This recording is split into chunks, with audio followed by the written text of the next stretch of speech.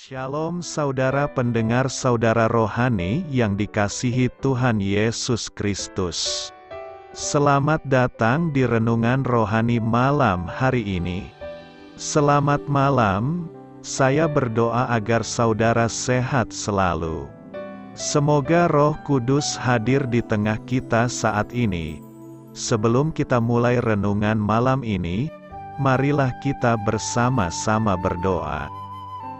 Bapa kami yang di surga, Bapa di dalam nama Tuhan Yesus Kristus, kami sungguh mengucap syukur, ya Tuhan, oleh karena Engkau sangat baik buat kami.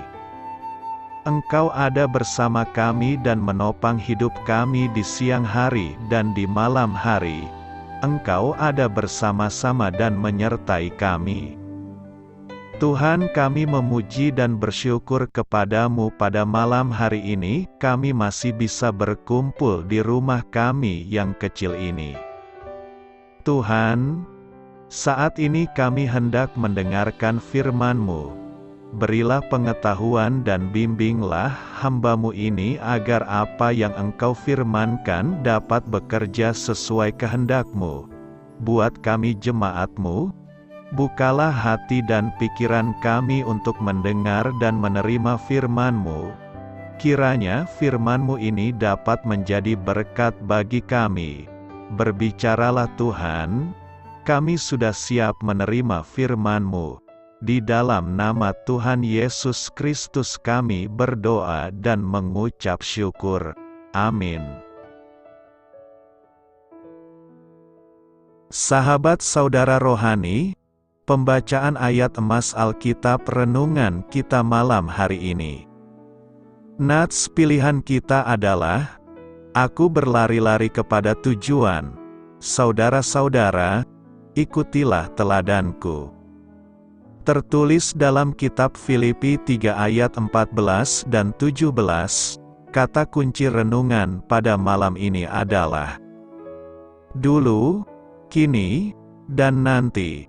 Dan bacaan kita pada malam ini terambil dari kitab Filipi 3 ayat 15 sampai dengan ayat 21. Karena itu marilah kita, yang sempurna, berpikir demikian. Dan jikalau lain pikiranmu tentang salah satu hal itu akan dinyatakan Allah juga kepadamu. Tetapi baiklah tingkat pengertian yang telah kita capai kita lanjutkan menurut jalan yang telah kita tempuh. Saudara-saudara, ikutilah teladanku dan perhatikanlah mereka, yang hidup sama seperti kami yang menjadi teladanmu. Karena, seperti yang telah kerap kali kukatakan kepadamu, dan yang kunyatakan pula sekarang sambil menangis, banyak orang yang hidup sebagai seteru salib Kristus. Kesudahan mereka ialah kebinasaan, Tuhan mereka ialah perut mereka, kemuliaan mereka ialah aib mereka, pikiran mereka semata-mata tertuju kepada perkara duniawi. Karena kewargaan kita adalah di dalam sorga, dan dari situ juga kita menantikan Tuhan Yesus Kristus sebagai Juru Selamat, yang akan mengubah tubuh kita yang hina ini, sehingga serupa dengan tubuhnya yang mulia, menurut kuasanya yang dapat menaklukkan segala sesuatu kepada dirinya. Terambil dari kitab Filipi 3 ayat 15 sampai dengan ayat 21. Topik dari ayat emas renungan kita adalah, jangan biarkan masa lampau yang suram menghalangi masa depan yang cerah. Mari kita mulai renungan malam kita. Untuk memulai hal baik, serahkanlah segala sesuatu hanya kepada Tuhan. Mari kita mulai segmen kisah inspiratif. Pada lukisan, An Allegory of Prudence, seniman Venesia abad ke-16, Titian, memotret kebijaksanaan sebagai seorang lelaki berkepala 3. Kepala pertama adalah kepala orang muda yang menghadap masa depan. Yang kedua kepala orang dewasa yang menatap masa kini. dan yang ketiga kepala orang tua bijaksana yang menatap masa lampau. Di atas kepala mereka, titian menulis ungkapan Latin yang artinya, dari contoh masa lalu, manusia masa kini bertindak bijaksana supaya tidak menghancurkan masa depan. Kita butuh hikmat seperti itu untuk mengatasi kecemasan akibat kegagalan masa lampau, dan ketakutan akan terulangnya kegagalan yang sama di masa datang, yaitu kecemasan yang terus menghalangi kita hidup sepenuhnya di masa kini. Paulus bisa melupakan masa lalunya dan menantikan masa depannya. Itu tidak berarti bahwa ingatannya dihapus. Ini berarti Paulus bebas dari rasa bersalah dan kesombongan yang ia rasakan akibat perbuatannya di masa lampau, karena Allah telah mengampuninya. Sikap ini memungkinkannya hidup di masa kini dan berlari-lari kepada tujuan untuk memperoleh hadiah, yaitu panggilan surgawi dari Allah dalam Yesus Kristus. Ia punya hasrat yang mendorongnya, yaitu mengenal Kristus lebih baik. Sambil menutup tahun 2004, mari kita arahkan kembali diri kita kepada Kristus. Yesus akan memampukan kita untuk hidup sepenuhnya di masa kini, karena kita memperoleh kebijaksanaan dari masa lampau dan menghadapi masa depan dengan penuh keberanian. Memilih apa yang baik menjelang hari Kristus. Memilih yang baik itu tidak cukup hanya melihat dari luar, tetapi membutuhkan pembelajaran yang terus-menerus. Pengalaman hidup berperan penting dalam menghasilkan keputusan yang tepat. Orang yang tidak pernah mendapatkan pengalaman yang cukup, serta orang yang tidak pernah mau belajar dari pengalaman hidupnya, tidak akan pernah bisa memiliki kemampuan untuk memilih yang baik. Perikop khotbah minggu ini berbicara tentang harapan Paulus kepada jemaat di Filipi. Paulus menginginkan agar jemaat Filipi dapat memilih yang baik. Memilih yang baik di sini adalah memilih hal-hal yang benar, sehingga mereka dapat semakin kudus, suci, dan tak bercacat menjelang kedatangan Kristus yang kedua kali. Tentu saja tidak mudah bagi jemaat Filipi untuk dapat memilih yang baik, karena definisi "baik" tersebut bisa diartikan macam-macam. Penulis kitab Filipi memberikan gambaran yang jelas tentang hal-hal apa saja yang baik itu. Segala sesuatu yang baik itu berasal dari Allah.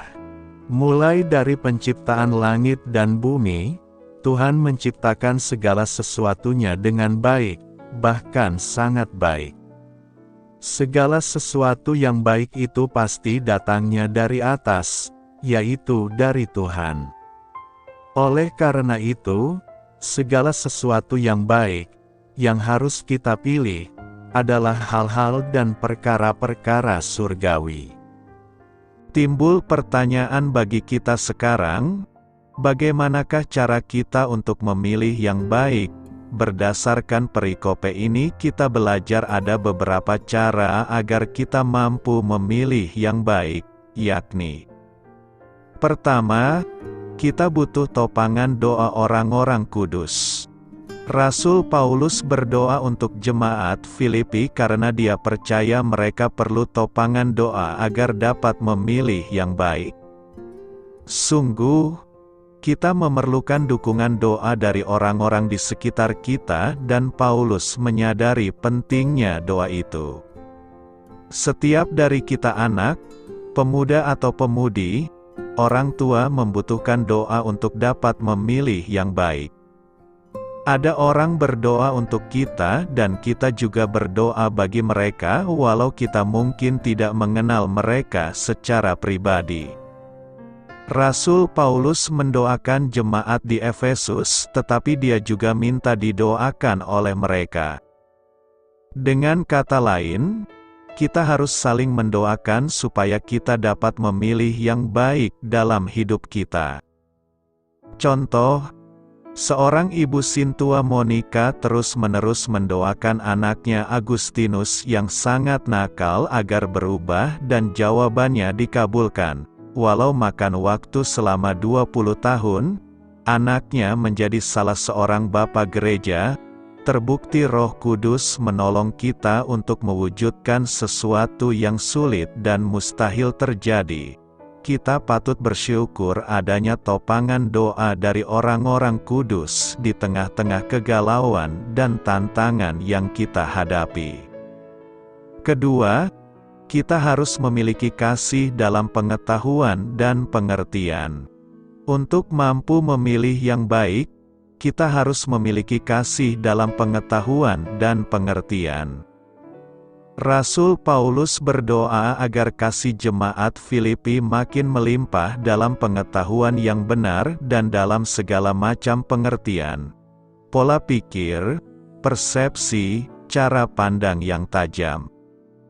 Untuk dapat memilih yang baik, kita harus mempunyai cara pandang yang baik, dan ini hanya diperoleh di dalam kebenaran firman Tuhan sebab pikiran kita dipengaruhi oleh banyak hal.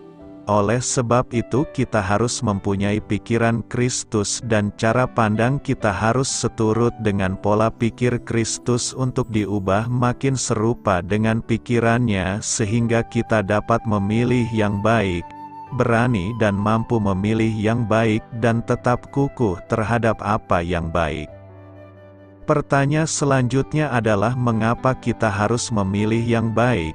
Tentu jika kita mau memilih yang baik pastilah ada manfaat dan faedahnya bagi kita, seperti: pertama, supaya hidup kita kudus dan tak bercacat menjelang hari Kristus. Kita tidak akan mampu memilih apa yang baik kalau kita tidak memiliki pengetahuan yang baik tentang Tuhan. Tidak mengetahui apa maunya Tuhan, tidak memiliki pemikiran tajam yang sudah diubahkan sehingga dapat memilah mana yang baik dan mana yang jahat bukan pikiran tumpul karena pengaruh ilah zaman ini.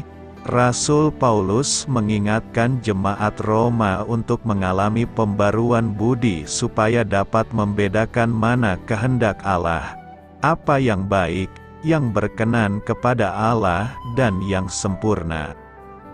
Agar kita suci dan tidak bercacat, pilihan-pilihan kita harus benar karena pilihan akan memengaruhi kehidupan kita.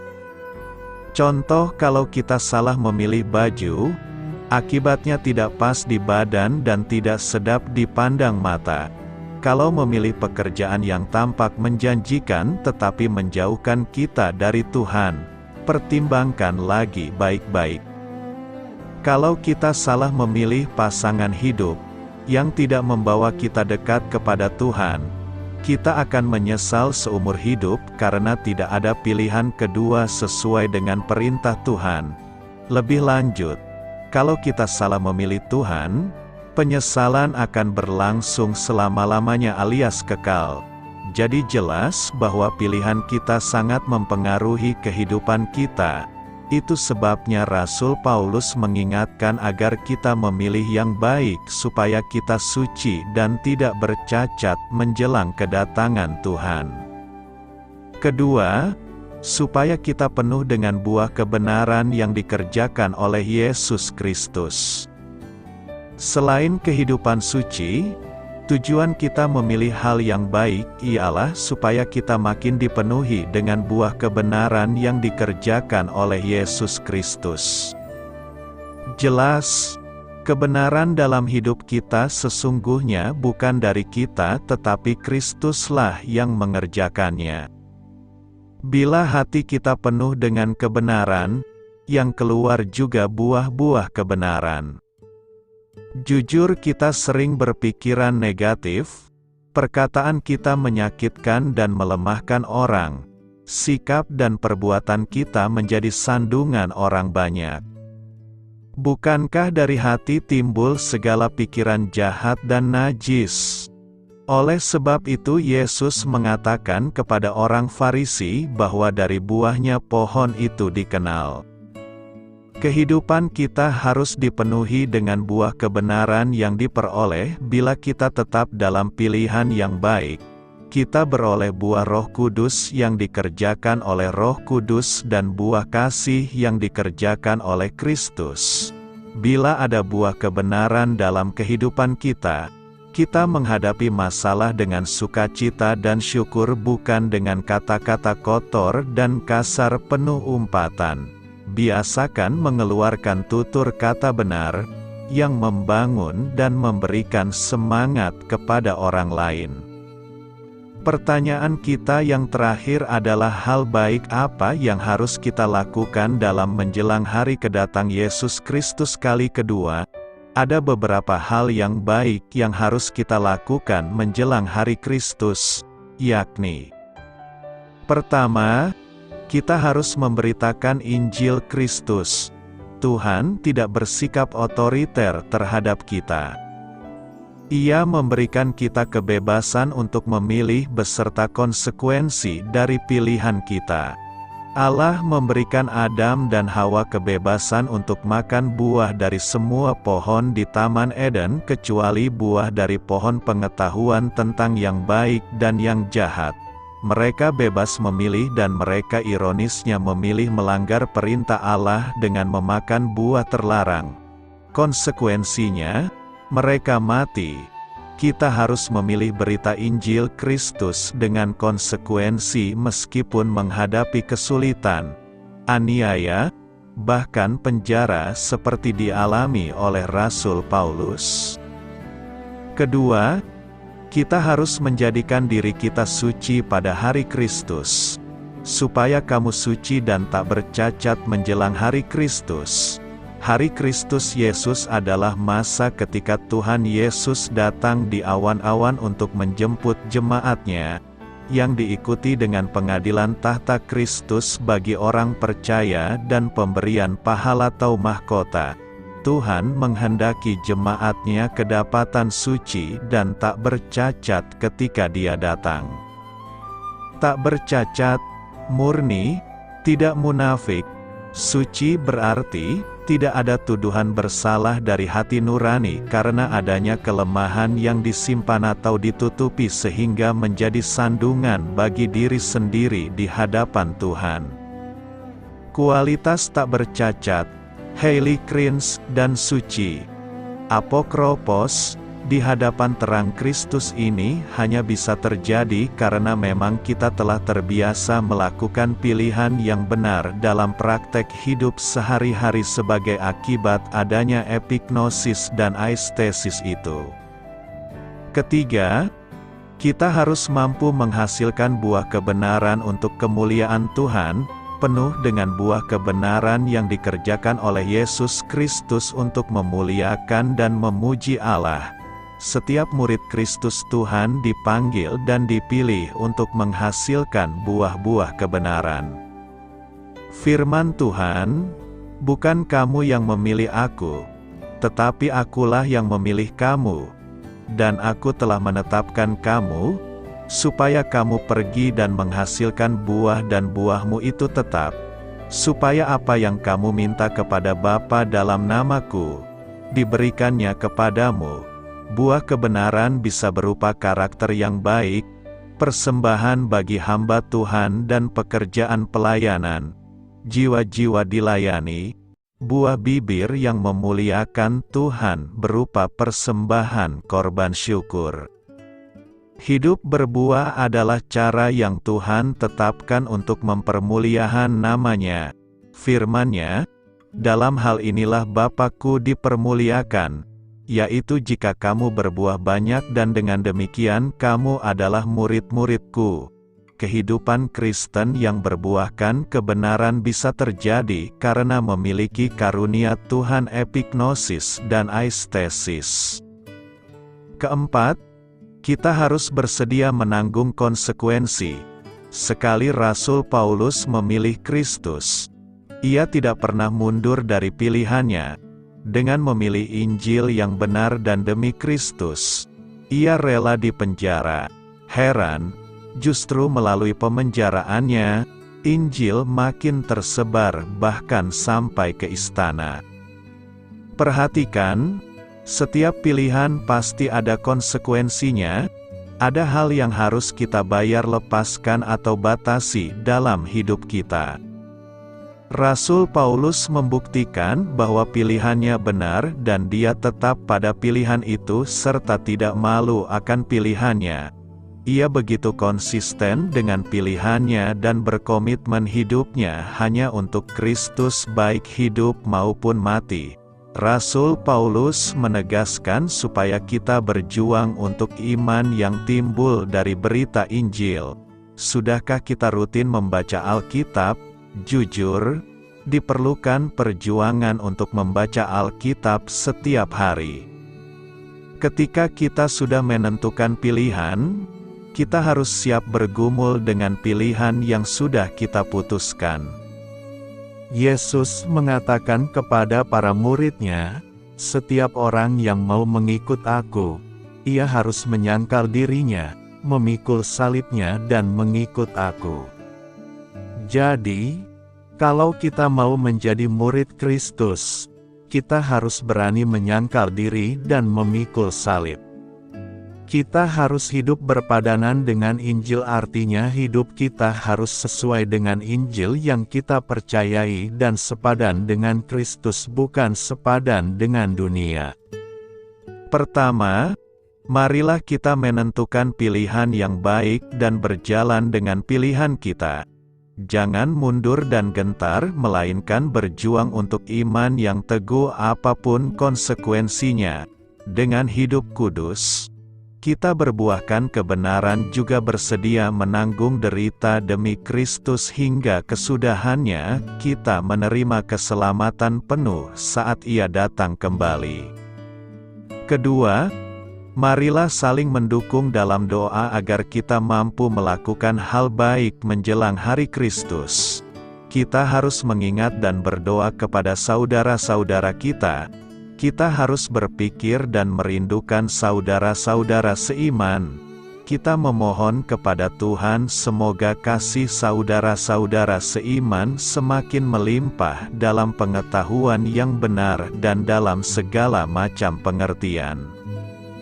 Ketiga, kita memerlukan karunia pengetahuan yang benar dan pengertian agar bisa mengimplementasikan kasih Tuhan secara benar di dalam dan melalui hidup kita. Pengertian membuat kita bisa menilai sesuatu atau seseorang secara benar sebagaimana penilaian Tuhan.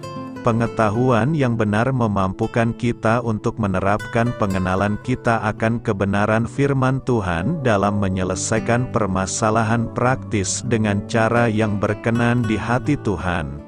Karena itu, pilihlah apa yang baik menjelang hari kedatangan Kristus. Dahulu keuntungan, sekarang rugi. Filipi 3 ayat 7 berkata, "Tetapi apa yang dahulu merupakan keuntungan bagiku, sekarang kuanggap rugi karena Kristus." Kehidupan Paulus berubah total setelah bertemu dengan Yesus. Hidupnya mengalami pemahaman makna baru. Dahulu dia menganggap bahwa kesetiaannya pada hukum agama Yahudi adalah sesuatu keuntungan besar untuk mendapatkan keselamatan. Tetapi setelah mengenal Yesus, keuntungan itu dianggapnya sebuah kerugian. Paulus membalikkan semua sistem nilai yang dahulu dia pegang di dalam hidupnya. Apa yang pernah menjadi pencapaiannya bukan sesuatu yang tidak baik menurut ukuran manusia, bukan sesuatu yang tidak dihargai dan dihormati menurut ukuran manusia, bukan sesuatu yang tidak bernilai. Alkitab mencatat Paulus menyebut itu semua sebagai gain, keuntungan. Tetapi bagi Paulus, apa yang dulu menjadi suatu keuntungan kini menjadi kerugian. Dan bukan selesai sampai di situ, Paulus mengatakan itu semua adalah sampah karena dia memperoleh Yesus Kristus. Perubahan itu adalah perubahan yang revolusioner. Perubahan itu harus mengingatkan kita pada waktu firman Tuhan mengatakan itu adalah sampah. Jangan pernah coba-coba koleksi, karena sampai pada akhirnya itu semua akan menjadi bau busuk dan kita akan dipermalukan di hadapan Tuhan. Hari ini, saya mengajak kita semua masuk ke dalam gudang rohani kita.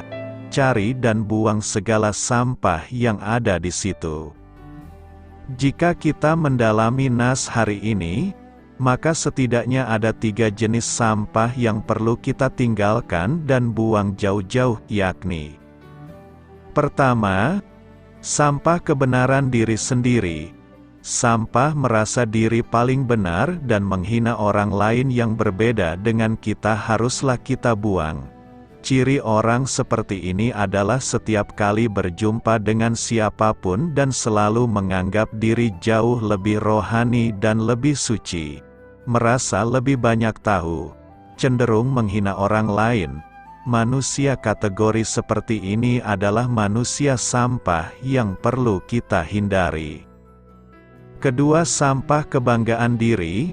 Paulus menceritakan kesuksesan dirinya, yang berasal dari keturunan Yahudi asli, yang memiliki berbagai privilege dengan ras, keturunan, pendidikan, karir, dan segala pencapaiannya.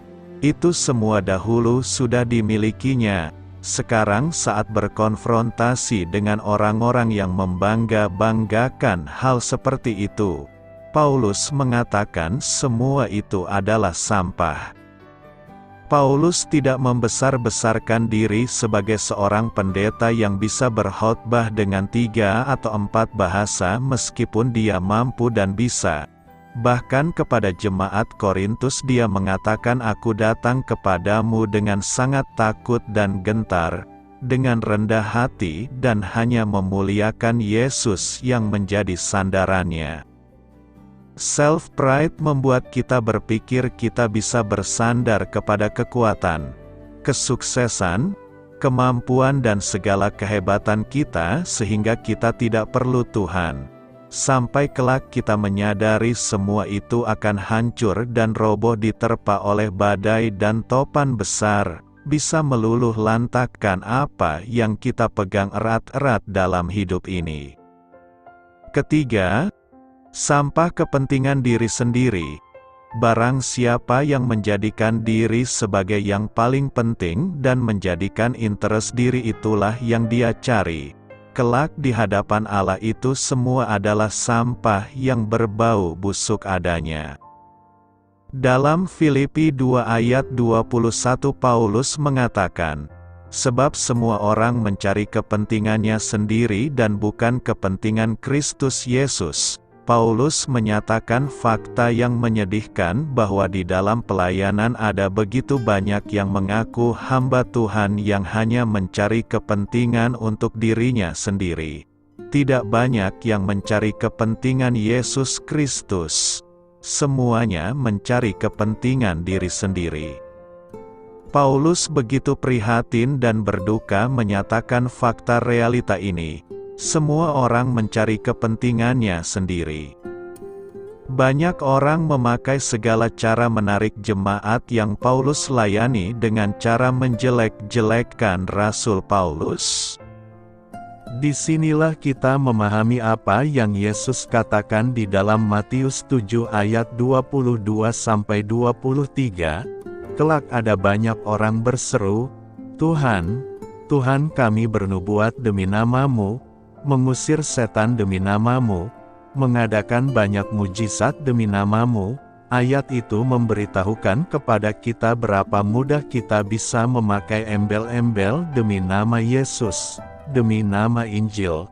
Padahal itu hanya kendaraan yang kita pakai untuk memenuhi self-interest kita sendiri.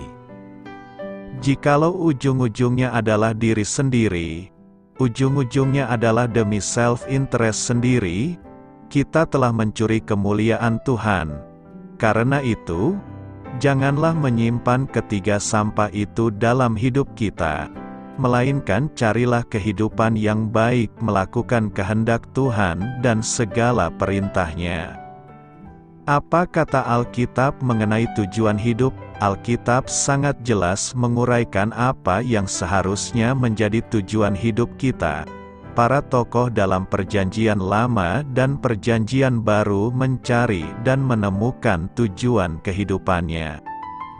Salomo, salah satu orang yang paling bijaksana yang pernah hidup, menyimpulkan hanya kesia-siaan jika hidup hanya dijalani berfokus pada dunia ini saja. Ia menuliskan kata penutup ini dalam kitab Pengkhotbah. Akhir kata dari segala yang didengar ialah, takutlah akan Allah dan berpeganglah pada perintah-perintahnya, karena ini adalah kewajiban setiap orang. Karena Allah akan membawa setiap perbuatan ke pengadilan yang berlaku atas segala sesuatu yang tersembunyi, entah itu baik, entah itu jahat. Salomo menyatakan bahwa kehidupan ini seluruhnya tentang memuliakan Allah dalam pikiran dan kehidupan, serta memelihara perintahnya, karena suatu hari kita akan memberi pertanggungjawaban di hari penghakimannya. Salah satu tujuan hidup kita adalah takut kepada Allah dan menaatinya. Salah satu bagian lain tujuan kehidupan ini juga mengamati kehidupan di dunia ini dengan perspektif yang benar, berbeda dengan mereka yang berfokus pada kehidupan ini saja. Raja Daud mencari penghiburannya di masa mendatang. Ia berkata, "Tetapi aku, dalam kebenaran akan kupandang wajah-Mu, dan pada waktu bangun aku akan menjadi puas dengan rupa-Mu." Bagi Daud, kelegaannya berdatang tatkala ia bangun di kehidupan kekal dan melihat muka Allah dan bersekutu dengannya dan menjadi serupa dengannya. Di dalam Mazmur 73, Asaf menyatakan ada kalanya di mana ia tergoda untuk iri kepada orang jahat yang kelihatannya tidak berbeban berat dan membangun kekayaan mereka di atas penderitaan orang lain. Tapi, ia kemudian mempertimbangkan ajal mereka. Sebagai perbedaan dengan apa yang mereka kejar, ia menyatakan dalam ayat 25 apa yang penting bagi dirinya. Siapa gerangan ada padaku di sorga selain Engkau?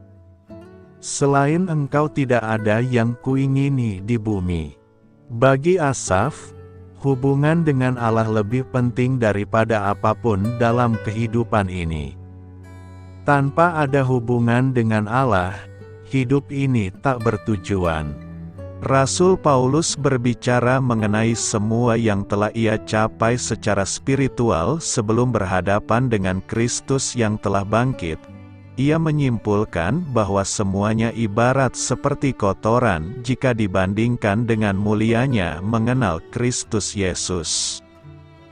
Dalam Filipi 3 ayat 9-10, Paulus mengatakan ia tidak mau apapun selain mengenal Kristus dan menjadi serupa dengan Dia, mendapatkan kebenarannya dan hidup dalam iman padanya, walaupun ini berarti dipenuhi penderitaan dan beresiko kematian. Tujuan hidup Paulus adalah mengenal Kristus, dibenarkan oleh iman dalamnya, dan hidup bersekutu dengannya. Meskipun hal itu berarti penderitaan bagi Paulus, pada akhirnya, ia menanti masa ketika ia menjadi bagian dari kebangkitan dari antara orang mati. Tujuan kehidupan kita, sebagaimana dirancang Allah ketika Ia menciptakan manusia pada mulanya, adalah 1.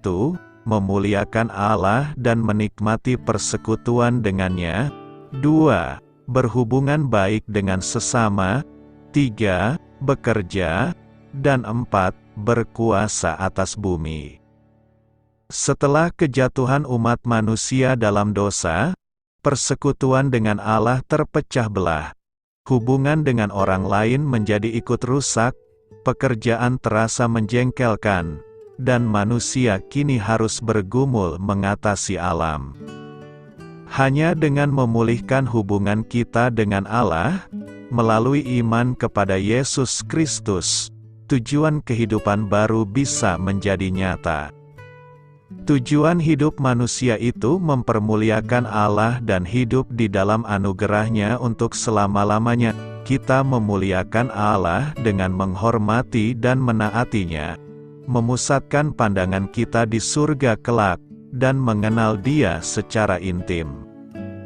Kita menikmati anugerah Allah dengan mengikuti rancangan-Nya bagi kehidupan kita, sehingga memampukan kita untuk mengalami sukacita yang benar dan yang abadi, kehidupan berlimpah yang Ia rencanakan bagi kita.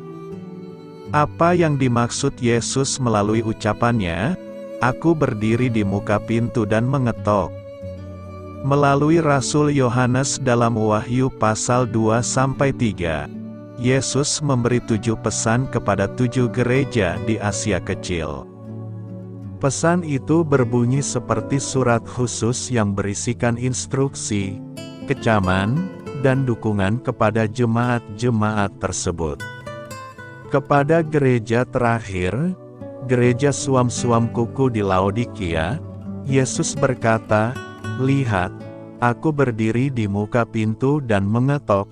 Jikalau ada orang yang mendengar suaraku dan membukakan pintu, aku akan masuk mendapatkannya dan aku makan bersama-sama dengan dia, dan ia bersama-sama dengan aku." Ide tentang sosok Yesus yang berdiri di luar pintu sambil mengetok sering digunakan sebagai ilustrasi akan undangan keselamatannya. Jika Anda membuka pintu hati dan mempersilahkan Yesus masuk ke dalam kehidupan Anda, semua akan baik. Namun, di dalam Wahyu 3 ayat 20, Yesus tidak sedang meminta kepada individu. Ia sedang meminta masuk ke dalam gereja.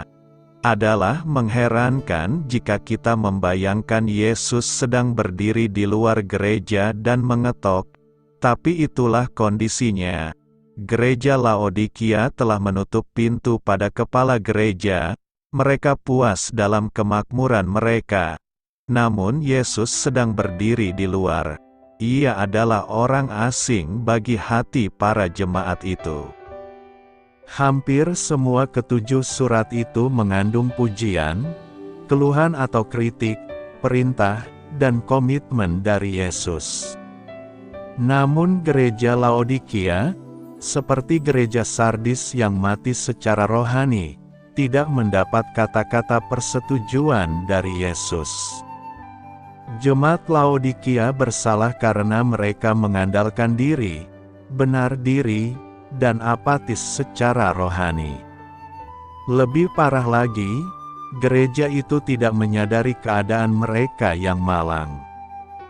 Kepada jemaat di Laodikia, Yesus melayangkan kritik tajam ini, "Aku tahu segala pekerjaanmu, engkau tidak dingin dan tidak panas. Alangkah baiknya jika engkau dingin atau panas. Jadi karena engkau suam-suam kuku, dan tidak dingin atau panas, aku akan memuntahkan engkau dari mulutku. Karena engkau berkata, aku kaya dan aku telah memperkayakan diriku dan aku tidak kekurangan apa-apa, dan karena engkau tidak tahu, bahwa engkau melarat, dan malang, miskin, buta dan telanjang." Dalam keadaan sombong, puas diri, dan buta rohani, gereja Laodikia tidak berguna dalam kerajaan Allah. Menggunakan bahasa kiasan, Yesus memberi perintah, memanggil anggota-anggota gereja itu supaya menukarkan kebenaran mereka yang palsu dengan kebenaran yang sejati. Ia memerintah supaya gereja itu merelakan hatinya dan bertobat. Permohonan Kristus tulus dan mendesak, "Lihat, aku berdiri di muka pintu dan mengetok.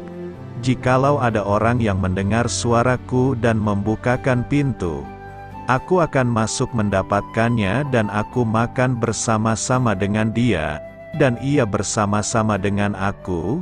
Ia sedang mengundang semua orang dalam gereja supaya dapat mengalami persekutuan yang akrab dengannya. Meskipun ia ingin supaya segenap gereja merespon dan membuka pintu padanya, pada akhirnya semua itu tergantung pada para individu. Yesus tahu bahwa tidak semua orang bakal menerima undangannya dan membuka pintu pada hubungan dengannya. Banyak orang, seperti kasusnya jemaat Laodikia, yang memilih menolak undangannya. Dengan hati yang keras, dan iman yang suam-suam kuku, mereka buta terhadap fakta bahwa kebenaran mereka palsu. Kepada mereka Yesus kelak akan berkata, "Aku tidak pernah mengenal kamu.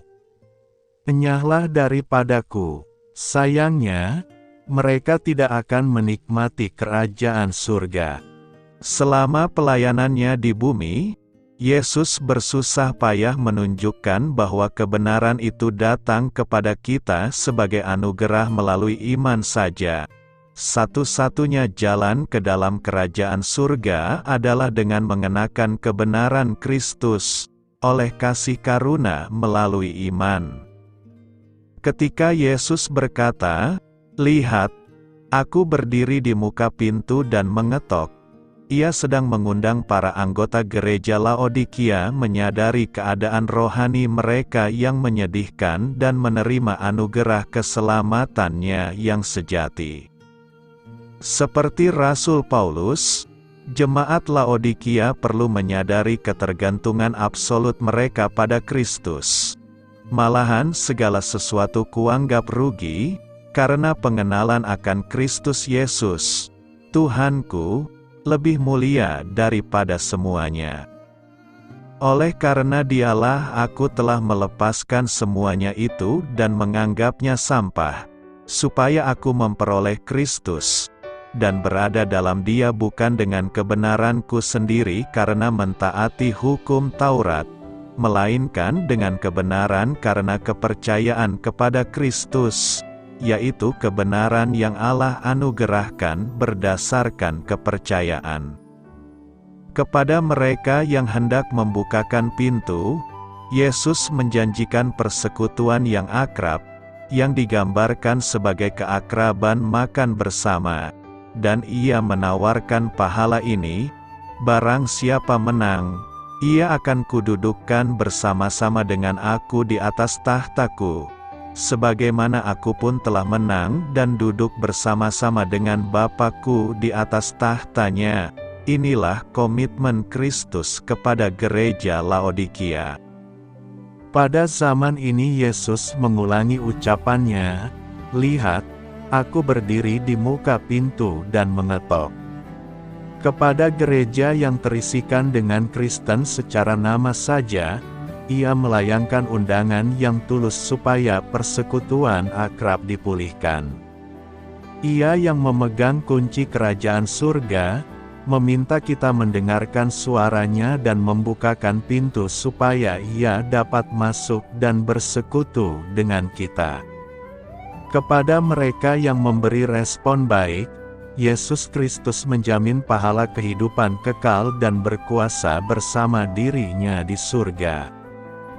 Berserah kepada rencana Tuhan, tema khotbah yang akan kita renungkan, berserah kepada rencana Tuhan.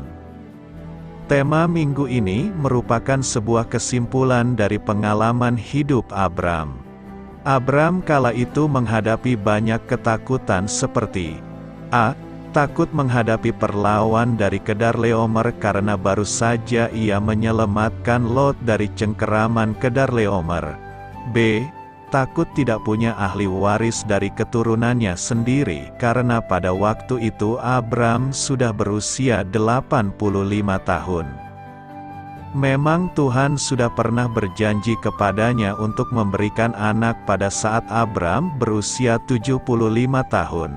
Namun 10 tahun menunggu janji Tuhan itu belum menjadi kenyataan. Dari pergumulan itulah akhirnya tema khotbah ini muncul. Akhirnya Abram menyerahkan semua hidupnya berserah kepada Tuhan. Kita pun pasti memiliki rasa takut. Semua manusia pernah mengalami ketakutan. Itu wajar karena kita memiliki kelemahan. Apa itu takut? Takut berarti merasa gentar, ngeri, menghadapi sesuatu yang dianggap akan mendatangkan bencana. Selama di dunia ini, hampir seluruh kurun hidup manusia dilanda ketakutan. Seorang bayi akan takut dan menangis jika ibunya tidak memberi air susu. Anak-anak takut menghadapi mata kuliah selama studi. Selesai kuliah, para sarjana takut tidak memperoleh pekerjaan. Anak-anak muda takut tidak mendapatkan pasangan hidup. Keluarga muda takut menjalani kehidupan rumah tangganya. Orang tua takut anak-anaknya terpengaruh oleh setan dunia masa kini. Dan hampir semua manusia takut tidak mendapatkan harta dunia. Saat mendekati ajal pun, banyak yang takut meninggal. Yang ditakutkan bukan soal dia ke neraka atau ke sorga. Salah satu, tapi paling sering, yang membuat orang takut meninggal adalah memikirkan yang akan ditinggalkannya, yaitu anak dan hartanya. Pertanyaan kita sekarang adalah apa yang hendak kita lakukan agar hidup kita berserah kepada rencana Tuhan? Ada beberapa langkah yang harus kita lakukan agar hidup kita berserah kepada rencana Tuhan. Pertama, jangan takut perkataan yang diucapkan oleh Tuhan sendiri kepada Abraham. Ini adalah pertama kali kalimat, "Jangan takut," ini muncul di Alkitab. Menurut metode penafsiran, The Law of the First Mention, setiap kata-kata atau konsep yang muncul pertama kali di Alkitab biasanya mengandung makna dan pengertian yang dalam bagi kita dan Tuhan mau kita mempelajarinya. Kalimat, "Jangan takut," ini muncul setelah Abraham mengalahkan Raja Kedorlaomer. Sebenarnya Abraham berperang melawan Raja Kedorlaomer dan sekutunya. Total 4 kerajaan. Bukan dengan motivasi apa-apa tetapi untuk membebaskan Lot keponakannya yang ditawan oleh sekutu Kedorlaomer ini yang mengalahkan Raja Sodom dan sekutunya, total 5 kerajaan. Mereka dikalahkan dan merampas harta benda dan orang-orang mereka, termasuk Lot yang menetap di Sodom. Abraham dengan segala keterbatasannya berhasil memukul kalah Kedorlaomer dan sekutunya dan membawa kembali Lot. Kita percaya ini adalah pekerjaan Tuhan yang menolong Abraham dan membawa kemenangan atas Abraham dan pasukannya. Abraham takut balas dendam dari Raja Kedorlaomer. Itulah sebabnya Abraham bertemu Melkisedek dan Raja Sodom menawarkan Abraham jarahan perang. Tetapi Abraham menolak. Abraham menjadi takut setelah peristiwa kekalahan Kedorlaomer. Ia takut Raja Kedorlaomer mungkin akan kembali dan membuat pembalasan. Tetapi ayat di atas Tuhan datang dan berfirman kepada Abraham dan berkata, "Jangan takut, sebab aku perisaimu." Tuhanlah perisai Abraham. Tuhanlah perisai kita. Kedua, percaya bahwa Tuhanlah perisai kita. Perisai adalah alat untuk melindungi diri dan untuk menangkis senjata. Ada yang dibuat dari kulit, kayu, besi, dan sebagainya. Sebagai perisai, Allah berkata kepada Daud, "Musuh tidak akan menyergapnya, dan orang curang tidak akan menindasnya. Aku akan menghancurkan lawannya dari hadapannya, dan orang-orang yang membencinya akan kubunuh." Ia bukan hanya melindungi kita, ia juga membela kita dan berperang melawan musuh-musuh kita, yaitu berbagai situasi yang mengancam di sekitar kita. Itulah sebabnya, karena sadar bahwa Tuhan adalah perisainya, maka Daud berkata, "Tuhan di pihakku. Aku tidak akan takut. Apakah yang dapat dilakukan manusia terhadap aku? Tuhan di pihakku, menolong aku akan memandang rendah mereka yang membenci aku. Lebih baik berlindung pada Tuhan daripada percaya kepada manusia. Lebih baik berlindung pada Tuhan daripada percaya kepada para bangsawan. Segala bangsa mengelilingi aku demi nama Tuhan. Sesungguhnya aku pukul mereka mundur. Mereka mengelilingi aku. Ya, mengelilingi aku demi nama Tuhan. Sesungguhnya aku pukul mereka mundur. Mereka mengelilingi aku seperti lebah. Mereka menyala-nyala seperti api duri.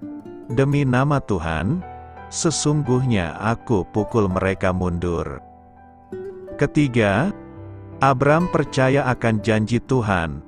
Ketika Abram kembali percaya akan janji Tuhan itu, maka Tuhan menampakkan diri dan menyatakan, "Akulah Allah yang Maha Kuasa." Ketika Abram mencapai umur 99 tahun dan menjadikan Abraham menjadi bapa orang banyak. Setelah itu Tuhan memperbaharui perjanjiannya dengan Abraham dengan ditandai oleh sunat. Inilah perjanjianku yang harus kamu pegang, perjanjian antara aku dan kamu serta keturunanmu, yaitu setiap laki-laki di antara kamu harus disunat. Sunat merupakan sebuah tanda bagi Abraham dan keturunannya untuk memegang janji Allah dengan meninggalkan tanda perjanjian sebuah bekas pada tubuh mereka. Keempat, Abram percaya sepenuhnya kepada Allah. Kepercayaan Abram ini pun akhirnya diperhitungkan Tuhan sebagai kebenaran.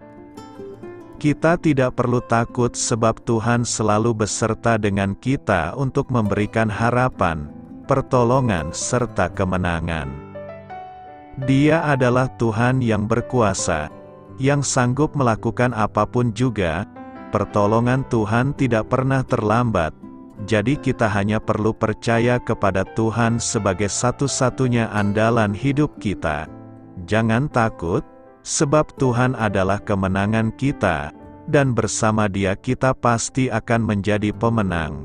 Sekalipun kita mengalami kegagalan, kita harus optimis serta mampu bangkit untuk mendapatkan kemenangan.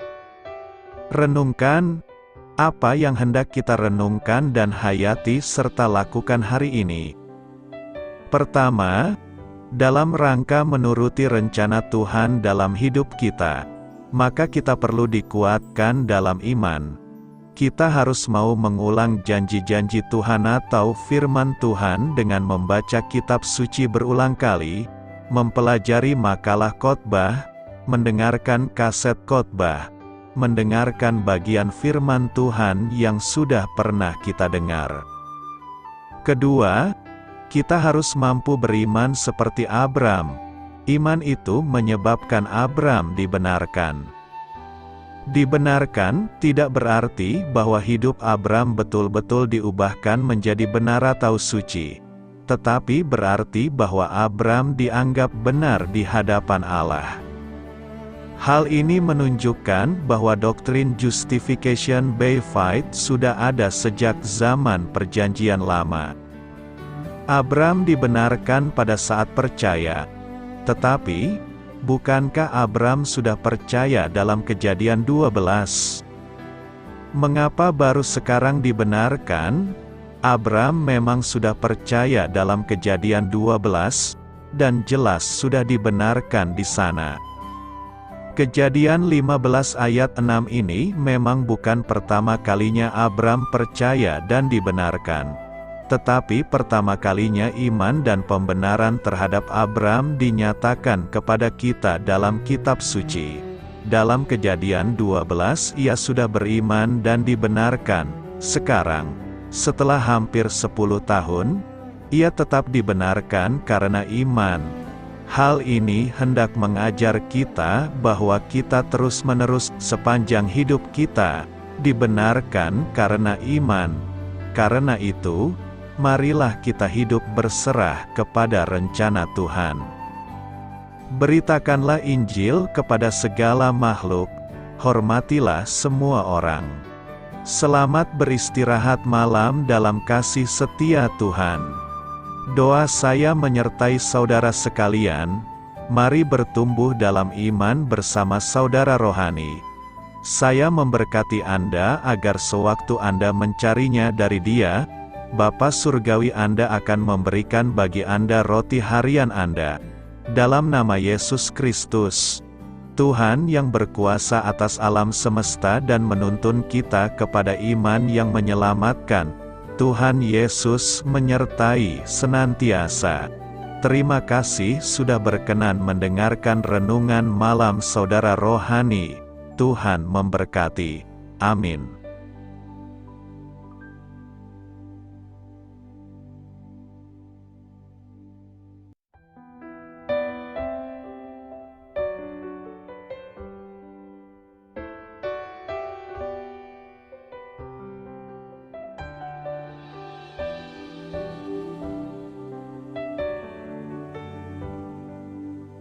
Marilah kita renungkan, sahabat saudara rohani, demikianlah renungan firman Tuhan malam hari ini.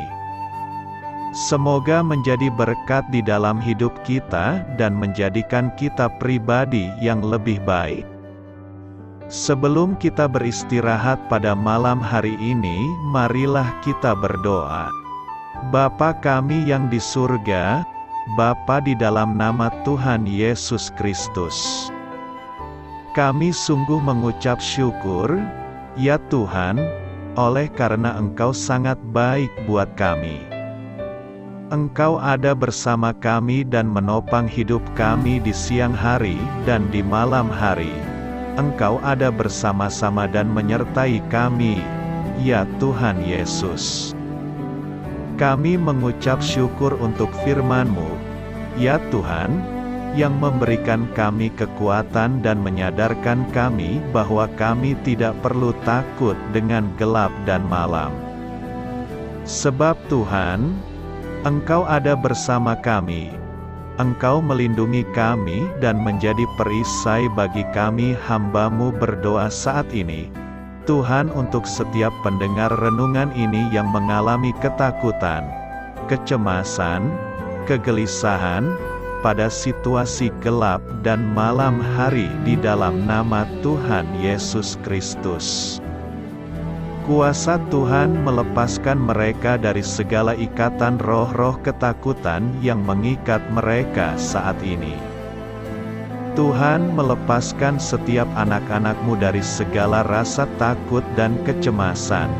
Di dalam nama Tuhan Yesus segala kuasa-kuasa roh jahat, kuasa setan iblis yang mengganggu anak-anak-Mu, ya Tuhan, tolong hancurkan dan halaukan dengan kuasa-Mu.